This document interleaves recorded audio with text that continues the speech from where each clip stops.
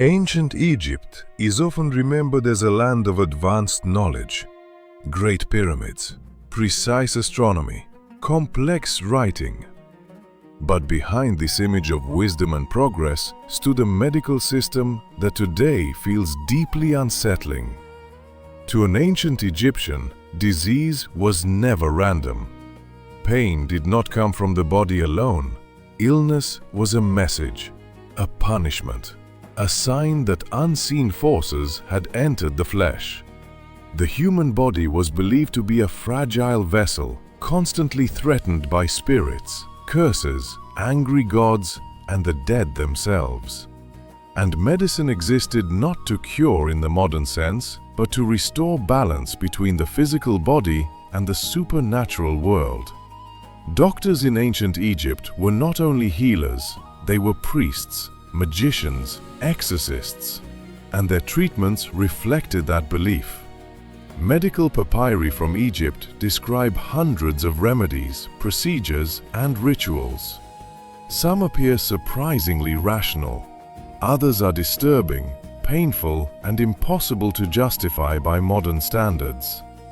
One of the most common treatments involved animal dung. Yes, feces. Crocodile dung was used as a contraceptive, inserted directly into the body. Donkey dung was applied to wounds. Gazelle droppings were mixed into ointments. The logic was not hygiene, it was symbolism. Animals were seen as carriers of powerful natural forces. Their waste, produced by digestion and transformation, was believed to hold protective properties capable of driving away disease-causing spirits. In reality, these substances often caused severe infections, making the illness far worse. Yet patients accepted the pain because suffering meant the treatment was working. Another common practice involved bloodletting, but not for circulation. Blood was believed to be a pathway for demons. If illness entered through the blood, then releasing blood could release the spirit inside. Doctors would cut the skin with bronze blades or sharpened stones. No sterilization, no anesthesia. In some cases, leeches were used, attached to the body to drink blood believed to be corrupted. If the patient weakened, it was seen as proof that the disease was being forced out. Death, if it came, was not blamed on the treatment. It meant the gods had already decided the person's fate. Surgery existed in ancient Egypt, but it was brutal. Broken bones were splinted with wood and linen. But open wounds were packed with honey, resin, and oils, not to clean them, but to seal the body from spiritual intrusion. Amputations were rare but documented. Without pain relief, without understanding of infection, survival depended on luck. A surgeon's success was judged not by recovery, but by whether the gods allowed healing. Perhaps the strangest element of Egyptian medicine was its reliance on spoken spells. Every treatment required words. A remedy without a chant was considered useless. Doctors recited long incantations, calling upon gods like Thoth, Sekhmet, and Isis. Some spells directly threatened the disease itself, ordering it to leave the body. Others named the illness as a demon, giving it identity so it could be controlled. If the spell was spoken incorrectly, the treatment failed, no matter the ingredients. Medicine was not science, it was ritual. Even diagnosis relied on supernatural logic. Doctors examined urine, breath, and skin, but also dreams.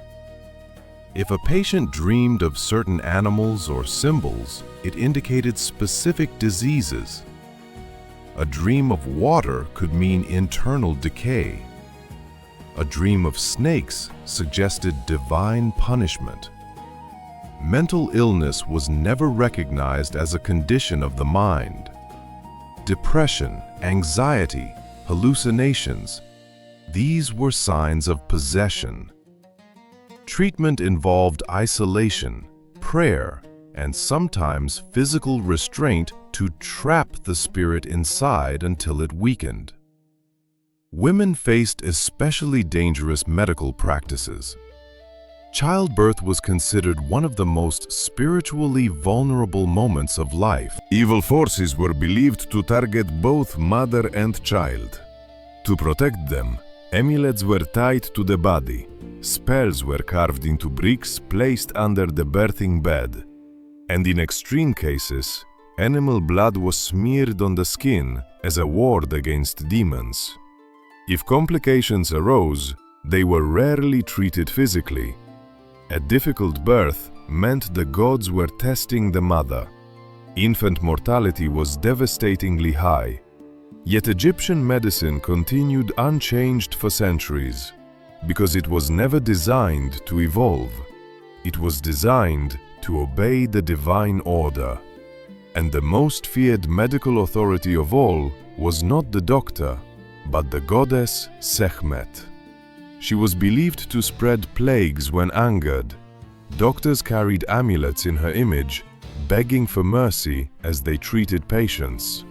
Healing was not about control, it was about negotiation.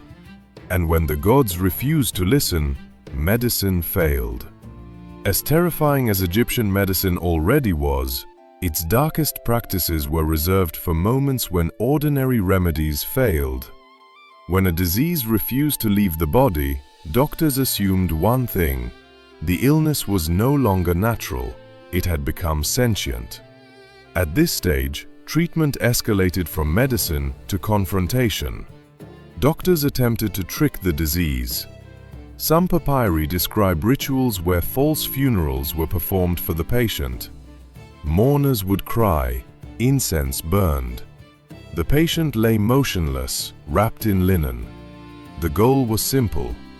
If the spirit believed the body was already dead, it might abandon it. In other cases, doctors tried intimidation.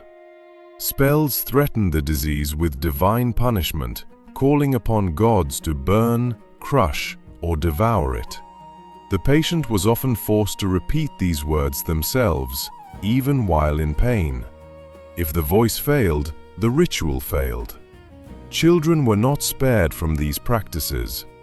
Childhood illness was considered especially dangerous because children were believed to exist between worlds, not fully protected by the gods yet. Sick children were sometimes tied with red thread to anchor their soul to the body. Sharp objects were placed nearby to scare away spirits. In extreme cases, children were deliberately frightened, believing terror would shock the demon into leaving. Some medical texts even suggest exposing a child to cold night air or strong smells to provoke a reaction. If the child cried, it meant life was still fighting. If they did not, the gods had made their choice. Perhaps the most disturbing aspect of Egyptian medicine was its approach to death itself. Doctors did not treat death as a failure. They treated it as a transition. When a patient became too weak, medical care shifted toward preparing the body, not saving it. Oils were applied. Spells were whispered to guide the soul. The doctor's role quietly ended, replaced by priests of embalming. The boundary between medicine and mortuary ritual was thin. Some treatments seemed designed not to heal, but to delay decay, preserving the body long enough for the soul's safe departure. This explains why Egyptians were more advanced in preserving corpses than preserving lives. Mummification was precise. Medical care was symbolic. Even pain had a spiritual meaning. Pain was purification. A painless illness was considered suspicious, proof that the disease was hiding. Suffering meant the gods were watching. There was no concept of patient comfort. There was obedience. Medical mistakes were rarely punished. Doctors followed sacred texts. If a treatment failed, it meant destiny had spoken. In fact, Egyptian law protected doctors as long as they followed the written formula, even if the patient died. Innovation was dangerous. To change a treatment was to challenge divine authority. As a result, ineffective and harmful practices survived for centuries without question. Yet within this brutal system, Egyptians believed they were doing the right thing. They believed the body was temporary, the soul was eternal. Medicine existed not to extend life at all costs, but to keep cosmic order intact. Survival was secondary to balance, and balance often demanded sacrifice. By modern standards, ancient Egyptian medicine appears cruel, irrational, and terrifying. But to them, it was logical. A world ruled by gods required medicine ruled by ritual. A body haunted by spirits required cures stronger than flesh. And when those cures failed, death was not feared, it was expected. Because in ancient Egypt, medicine was never meant to defeat death. It was meant to prepare you for it.